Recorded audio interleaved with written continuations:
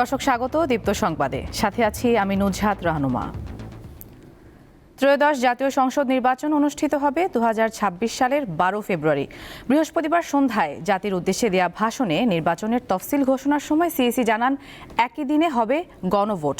নির্বাচন সংশ্লিষ্ট সবাইকে স্বচ্ছতা ও নিরপেক্ষতার সাথে দায়িত্ব পালনের নির্দেশ দিয়েছেন তিনি।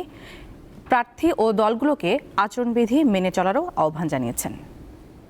নির্বাচনী তফসিল তথা নির্বাচন সংক্রান্ত সময়সূচি ঘোষণা করছে।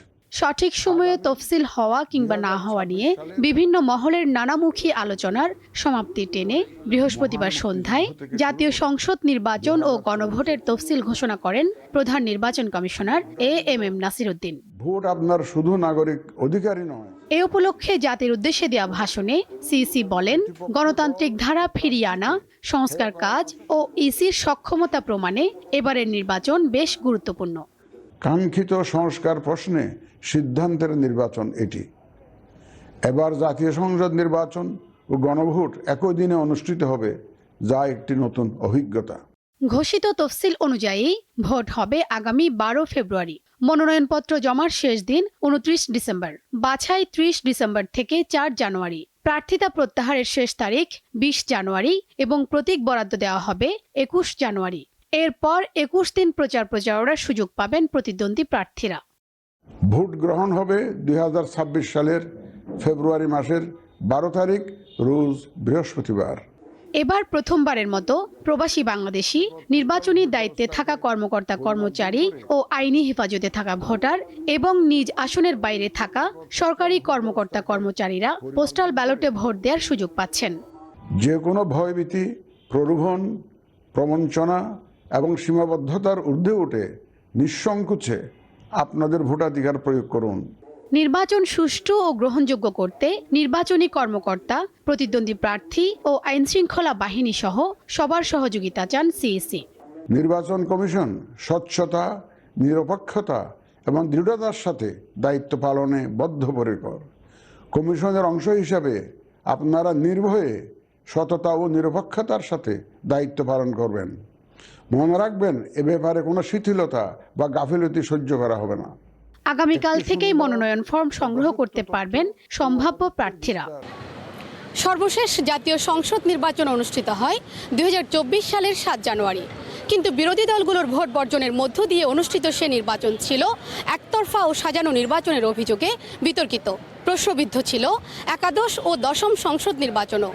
এমন প্রেক্ষাপটে দাঁড়িয়ে বর্তমান কমিশনের কাছে আসন্ন ত্রয়োদশ সংসদ নির্বাচনকে অন্তর্ভুক্তিমূলক এবং সর্বস্তরে গ্রহণযোগ্য করার কোনো বিকল্প নেই বলছেন বিশ্লেষকেরা। শিউলি শবনম, দীপ্ত সংবাদ, মানিক মে এভিনিউ, ঢাকা। ত্রয়োদশ জাতীয় সংসদ নির্বাচন ও গণভোটের তফসিল ঘোষণাকে স্বাগত জানিয়েছেন সাধারণ মানুষ ও রাজনৈতিক দলগুলো। তারা বলছেন, এর মধ্য দিয়ে নির্বাচন নিয়ে সংশয় অনেকটা কেটে গেছে। এখন বড় কাজ লেভেল প্লেয়িং ফিল্ড তৈরি করা। 2026 সালের ফেব্রুয়ারি মাসের 12 তারিখ, রোজ বৃহস্পতিবার, 300 আসনে ত্রয়োদশ জাতীয় সংসদ। সকল জল্পনা কল্পনার অবসান ঘটিয়ে অবশেষে বৃহস্পতিবার সন্ধ্যায় জাতির উদ্দেশ্যে দেওয়া ভাষণে ত্রয়োদশ জাতীয় সংসদ নির্বাচনের তফসিল ঘোষণা করেন প্রধান নির্বাচন কমিশনার এএমএম নাসির উদ্দিন। এর পরপরই রাজধানী থেকে শুরু করে সারা দেশে বইতে শুরু করে নির্বাচনী আমেজ। এই তফসিল ঘোষণার মধ্য দিয়ে নির্বাচনী ট্রেনে যাত্রা শুরু করলো দেশ। তফসিল ঘোষণায় খুশি সাধারণ ভোটাররা। প্রজন্ম দল বেঁধেছে, একটা ভোট দেবে, এই যে ভোটের একটা আনন্দ আমেজ, এটা কিন্তু এখন ছড়িয়ে গেছে রাজধানী সহ সারা দেশে। নতুন বাংলাদেশের নতুন ভোট চাই। নির্বাচন কমিশনকে অসংখ্য ধন্যবাদ। 12 তারিখ ঘোষণা করছে যেন সুষ্ঠুভাবে নির্বাচন হয়, কারো হানাহানি মারামারি আমরা চাই না। ভোটারদের মতো তফসিল ঘোষণাকে স্বাগত জানিয়েছে রাজনৈতিক দলগুলো। তারা বলছেন, এখন নির্বাচন কমিশনের বড় দায়িত্ব লেভেল প্লেয়িং ফিল্ড তৈরি করা। আজকে এই ঘোষণার মধ্য দিয়ে প্রমাণিত হয়েছে যে নির্বাচন কমিশন এবং সরকার এবং রাজনৈতিক দলগুলো তারা এই নির্বাচন অনুষ্ঠান করতে চায় এবং জনগণের যে ভোটের অধিকার সেটাকে আপনার বাস্তবায়িত করতে চায়। এই নির্বাচনকে সুষ্ঠু, সুন্দর, গ্রহণযোগ্য করার জন্য নির্বাচন কমিশনের উপর যে দায়িত্ব, সে দায়িত্ব পালনে তারা সর্বোচ্চ দায়িত্বশীলতার ভূমিকা তারা পালন করবেন। কোনো ধরনের কোনো দুর্বলতা ত্রুটি বিচ্যুতি যাতে না থাকে আমরা সেটা প্রত্যাশা করব। আজকে সরকার এবং নির্বাচন কমিশনকে ধন্যবাদ এবং স্বাগত জানাচ্ছি যে তারা ইলেকশনের তফসিল ঘোষণা করেছে। আমরা একটি কথা বলবো, সরকার এবং নির্বাচন কমিশনের নির্বাচন নিয়ে সদিচ্ছা রয়েছে, কিন্তু নিরপেক্ষতা এবং সক্ষমতার অভাব রয়েছে। অন্তর্বর্তী সরকার দায়িত্ব নেওয়ার 16 মাসের মাথায় জাতীয় সংসদ নির্বাচনের তফসিল ঘোষণা করল ইসি। নূর আলম, দীপ্ত সংবাদ, ঢাকা।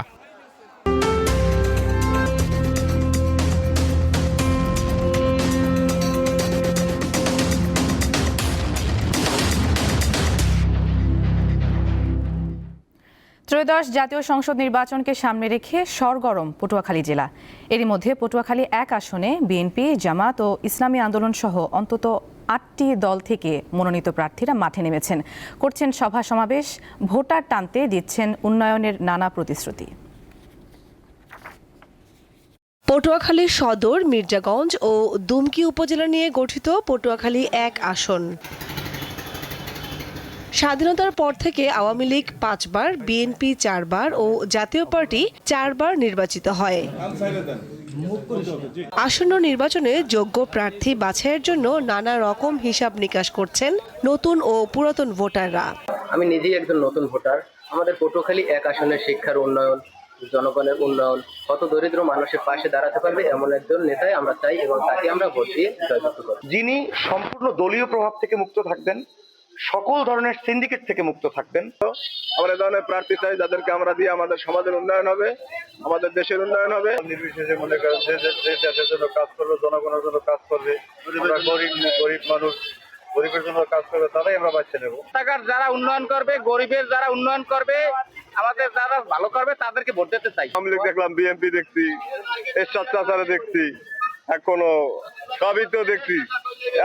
নতুন একজন আইন কি অবস্থা। সর্বশেষ 2024 সালে জাতীয় পার্টি থেকে বিজয়ী হন ABM রুহুল আমিন হাওলাদার। বর্তমানে আসনটি নিজেদের দখলে নিতে মরিয়া বিএনপি, জামায়াত, ইসলামী আন্দোলন, গণ অধিকার পরিষদ, NCP ও AB পার্টি সহ বিভিন্ন দল। তবে বিএনপির মনোনীত প্রার্থী সাবেক স্বরাষ্ট্রমন্ত্রী আলতাফ হোসেন চৌধুরীর প্রার্থিতা চূড়ান্ত হওয়ার আগে থেকেই মিছিল, সভা, সমাবেশ ও বাড়ি বাড়ি গিয়ে গণসংযোগ করছেন। কর্মসংস্থান না শিক্ষা খাত, তো আমি তো মনে করি এই তিনটেই আমার ক্রাইটেরিয়া থাকবে। এদিকে জামায়াতের মনোনীত প্রার্থী অ্যাডভোকেট নাজমুল আহসান ও ইসলামী আন্দোলনের মনোনীত প্রার্থী হাবিবুর রহমানের প্রচারণাও চলছে জোরে সোরে। পাশাপাশি মাঠ গরম রাখছেন গণ অধিকার পরিষদ, NCP, AB পার্টির মনোনীত প্রার্থীরা। সবাই দিচ্ছেন উন্নয়নের প্রতিশ্রুতি। যদি ইসলামী আন্দোলন, ইসলামের পক্ষের শক্তিকে আমরা ভোট দেই, তাহলে আমাদের সকলে শান্তিতে দেশে থাকতে পারবো, চাঁদাবিহীনভাবে, সন্ত্রাসবিহীনভাবে। অবাধ, সুষ্ঠু ও গ্রহণযোগ্য নির্বাচন উপহার দিতে এরই মধ্যে আগাম প্রস্তুতি নিয়েছেন নির্বাচন কর্মকর্তারা। আশা করি আগামী জাতীয় সংসদ নির্বাচনে পটুয়াখালীতে 4টি সংসদীয় আসন রয়েছে, এই 4টি আসনেই আমরা সুষ্ঠুভাবে নির্বাচন করতে সক্ষম হব বলে আশা করি।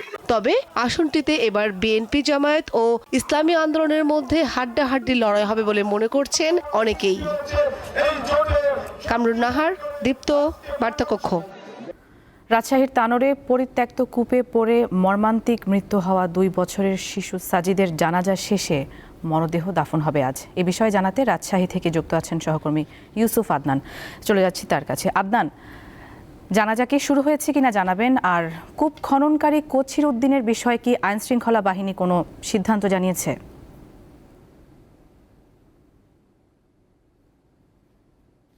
তানোর উপজেলার কোয়েলহাট পূর্বপাড়া গ্রামের 2 বছরের শিশু সাজিদ গত বুধবার দুপুরের দিকে পরিত্যক্ত একটি কূপের মধ্যে পড়ে যায়।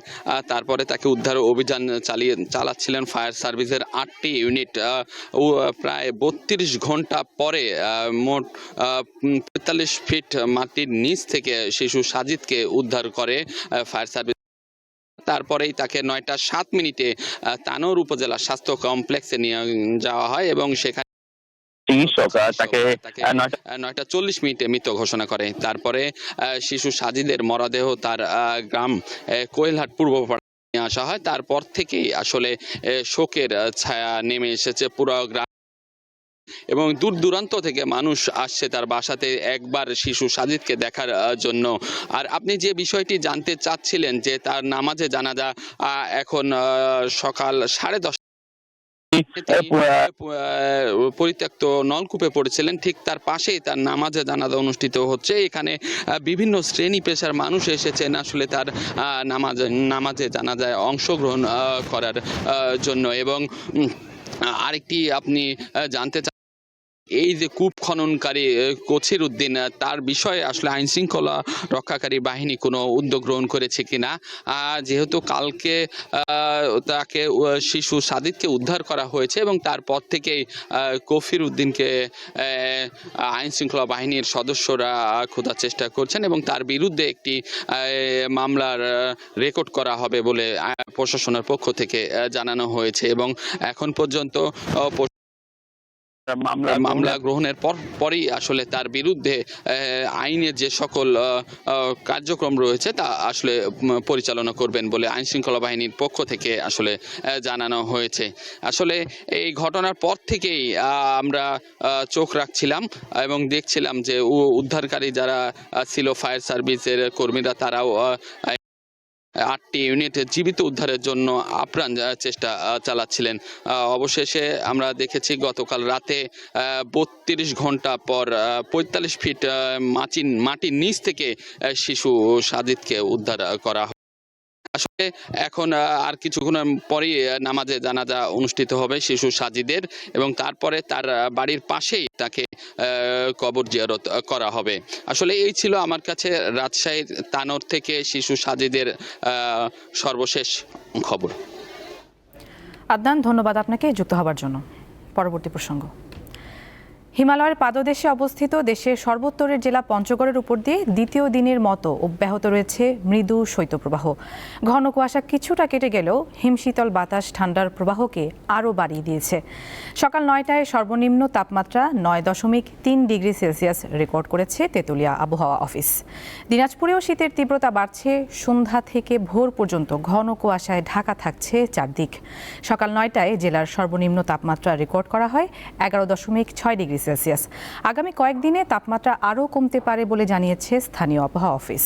প্রায় একই চিত্র উত্তরের আরেক জেলা নওগাঁর। সকাল 9টায় সর্বনিম্ন তাপমাত্রা রেকর্ড করা হয়েছে 12.6 ডিগ্রি সেলসিয়াস। শীতের তীব্রতা বেড়ে যাওয়ায় বিপাকে পড়েছেন শ্রমজীবী মানুষ। কুড়িগ্রামে গত 24 ঘন্টায় তাপমাত্রা সামান্য বৃদ্ধি পেলেও কমেনি শীতের তীব্রতা। দিন ও রাতে হিমেল বাতাসে শীতের তীব্রতা বেশি অনুভূত হচ্ছে। মধ্যরাত থেকে সকাল পর্যন্ত কুয়াশায় ঢাকা থাকছে চারিদিক। সকাল 6টায় জেলায় সর্বনিম্ন তাপমাত্রা 12.8 ডিগ্রি সেলসিয়াস রেকর্ড করেছে রাজারহাট আবহাওয়া পর্যবেক্ষণ কেন্দ্র। এদিকে আবহাওয়া পরিবর্তনের কারণে জ্বর, সর্দি সহ হঠাৎ বেড়েছে ডায়রিয়ার প্রকোপ। গত 24 ঘন্টায় ডায়রিয়ায় আক্রান্ত হয়ে কুড়িগ্রাম জেনারেল হাসপাতালে ভর্তি হয়েছে অন্তত 38 জন শিশু। 3 দিন থেকে ডায়রিয়া, আমি সদর হাসপাতালে আসছি। 6 দিন যাবৎ ডায়রিয়া আক্রান্ত, এখনো পুরোপুরি সুস্থ হয়নি। 3 দিন হলো মেডিকেল আইসি, এখনো সুস্থ হয়নি। আমার বাচ্চা ডায়রিয়া আক্রান্ত হয়েছে, বাড়িতে চিকিৎসা করছি, ভালো হয়নি। আজকে হাসপাতাল নিয়ে আসলাম।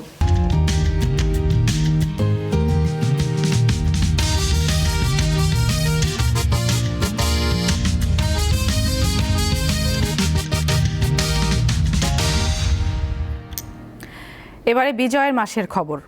1971 সালের 12 ডিসেম্বর এদিন ঢাকা ক্যান্টনমেন্টে প্রাদেশিক সরকারের সামরিক উপদেষ্টা মেজর জেনারেল রাও ফরমান আলীর সঙ্গে আল বদরের কমান্ডার কামারুজ্জামান ও আল শামসের কমান্ডার মতিউর রহমান নিজামী, আলী আহসান মোহাম্মদ মুজাহিদ, আল বদরের প্রধান নির্বাহী আশরাফুজ্জামান খান, অপারেশন ইনচার্জ চৌধুরী মঈনুদ্দিন সহ 2 বাহিনীর শীর্ষ অধিনায়কদের বৈঠক হয়।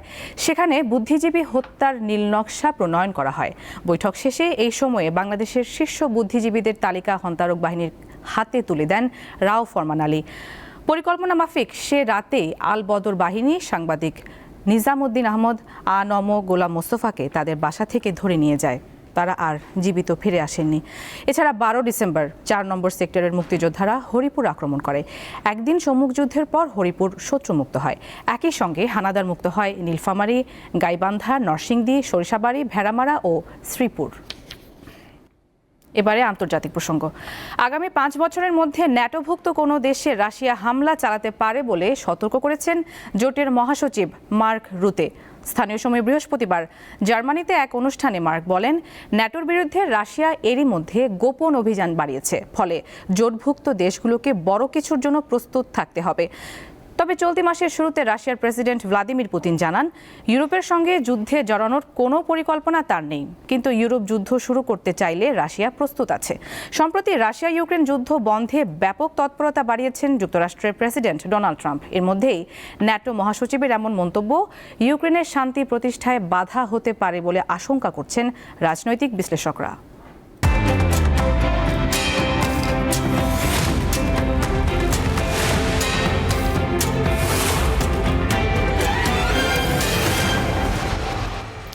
দর্শক, এবারে জানিয়ে দিচ্ছি এক নজরে দৈনিক পত্রিকার শিরোনামগুলো। শুরুতেই আমাদের হাতে রয়েছে প্রথম আলো। জাতীয় সংসদ নির্বাচন ও গণভোট 12 ফেব্রুয়ারি। তফসিল ঘোষণা প্রসঙ্গে জানা গেছে, জাতির উদ্দেশ্যে সিসির ভাষণ থেকে ভয় ভীতি ও সীমাবদ্ধতার ঊর্ধ্বে উঠে নিঃসংকোচে ভোট দেওয়ার আহ্বান। ইসিকে প্রধান উপদেষ্টার অভিনন্দন ও শুভেচ্ছা। তফসিলকে স্বাগত বিএনপি, জামাত ও এনসিপির। এপাশে একটি অভিমত রয়েছে, নির্বাচন নিয়ে সন্দেহ অনেকটাই দূর হয়েছে, এমনটি জানিয়েছেন বদিউল আলম মজুমদার। এপাশে খালেদা জিয়ার অসুস্থতার প্রসঙ্গে রয়েছে, নিবিড় পর্যবেক্ষণে খালেদা জিয়া, এমনটি ছিল মেডিকেল বোর্ডের বিবৃতি। দর্শক, এরপরে রয়েছে দৈনিক ইত্তেফাক। শিরোনাম 12 ফেব্রুয়ারি সংসদ নির্বাচন, জাতির জন্য গুরুত্বপূর্ণ ভাবমূর্তি পুনরুদ্ধারের নির্বাচন, জানিয়েছে সিএসি। 48 ঘন্টার মধ্যে সব ধরনের প্রচার সামগ্রী অপসারণের নির্দেশ ইসির। ত্রয়োদশ জাতীয় সংসদ নির্বাচন ও গণভোটের তফসিল ঘোষণা। এপাশে 29 ডিসেম্বরের মধ্যে দেশে ফিরছেন তারেক রহমান। এপাশে একটি রিপোর্ট রয়েছে এই বিষয়ে। আরেকটি শিরোনাম, এআই দিয়ে জালিয়াতি রোধে দ্রুত পৃথক আইন হচ্ছে। উপদেষ্টা পরিষদের বৈঠক থেকে তথ্যটি উঠে এসেছে। এরপর দৈনিক যুগান্তরের শিরোনামে দেখতে পাচ্ছি, সংসদ ও গণভোট 12 ফেব্রুয়ারি, সব উদ্বেগ উৎকণ্ঠার অবসান। এপাশে তফসিল ঘোষণায় কিছু প্রতিক্রিয়া পাওয়া গেছে, যেমন নির্বাচন কমিশনকে প্রধান উপদেষ্টার শুভেচ্ছা এবং কাঙ্ক্ষিত গণতন্ত্রের দিকে যাত্রা শুরু, এমনটি জানিয়েছে বিএনপি। স্বাগত, তবে ইসির নিরপেক্ষতা নিয়ে প্রশ্ন এনসিপির। আরেকটি শিরোনাম, নির্বাচন নিয়ে অনিশ্চয়তা দূর হলো, এমনটি বলছে জামাত। এরপর রয়েছে দৈনিক সমকাল, সংসদ ও গণভোট 12 ফেব্রুয়ারি এবং আরেকটি ঘটনা এখানে প্রতিবেদন শিরোনাম হিসেবে এসেছে যে 32 ঘন্টার চেষ্টায় উদ্ধার, বেঁচে নেই শিশু সাজিদ। 2 বছর ধরে 3টি গর্ত ফেলে রাখা হয় অরক্ষিতভাবে, গর্ত খননকারীর শাস্তি চান মা রুনা খাতুন। দর্শক, দেখে নিলাম আজকের দৈনিক পত্রিকার শিরোনামগুলো এবং একই সাথে শেষ করছি সকালের দীপ্ত সংবাদ। আমাদের পরবর্তী আয়োজন বেলা 1টায় বাণিজ্য সংবাদ দেখার আমন্ত্রণ। এছাড়া আরও তথ্যের জন্য চোখ রাখুন দীপ্তর ডিজিটাল প্ল্যাটফর্মগুলোতে। ধন্যবাদ সবাইকে।